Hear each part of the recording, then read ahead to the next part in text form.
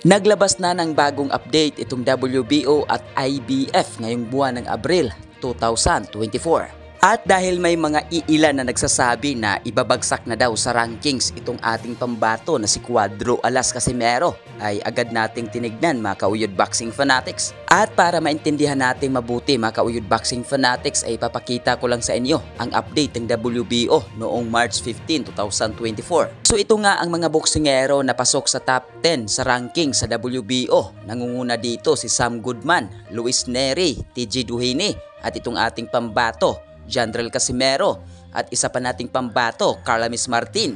At sinundan nga ito ni Murodjon Akhmadaliev, Muhammad Cheikhov, Rais Alim, Elijah Pearce, Ramon Cardenas. At ito na nga ang bagong update na inilabas ng WBO noong April 14, 2024. At nangunguna pa rin dito si Sam Goodman, Luis Nery, TG Duhini at nananatili pa ring rank number 4. Walang iba, ang angas ng Pinas, Jandrel Casimero. At ganun pa rin, isa sa mga rising superstar sa ating bansa, Carlamis Martin, Murodjon Akhmadaliev, Muhammad Cheikhov, Elijah Pearce. At ang pangsiyam dito, Dennis Macan. At ang pangsampu, Ramon Cardenas. So kung ating mapapansin mga kauyod boxing fanatics, ay tinanggal nga itong si Rais Alim at ipinalit dito sa number 9 si Dennis Macan. So magandang balita ito mga kauyod boxing fanatics dahil may mga iilan kasi na nagsasabi na ibabagsak daw sa ranking sa WBO itong ating pambato na si Cuadro Alas Casimero. Ngunit ngayon ay makikita natin na wala pa ring pinagbago,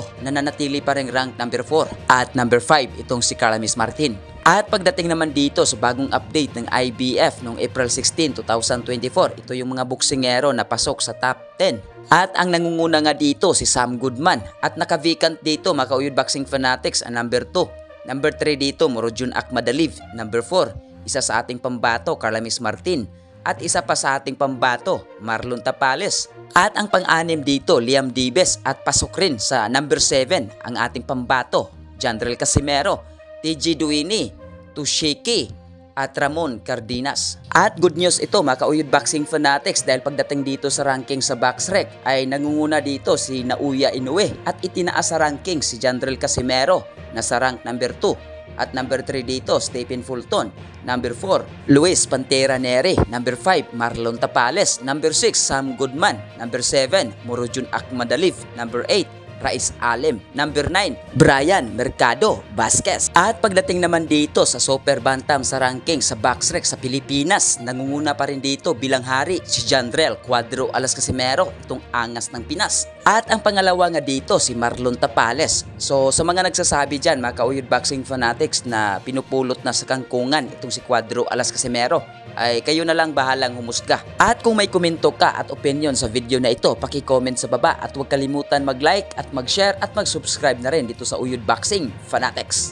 Yo! Cuadro Alas 3-time world champion ng angas ng Pinas, Batang Ormoc, Jandrel Casimero. Guys, kung bago lang kayo sa YouTube channel na to, Uyod Boxing Fanatics, so ano pa hinintay nyo? Mag-subscribe na! Let's go!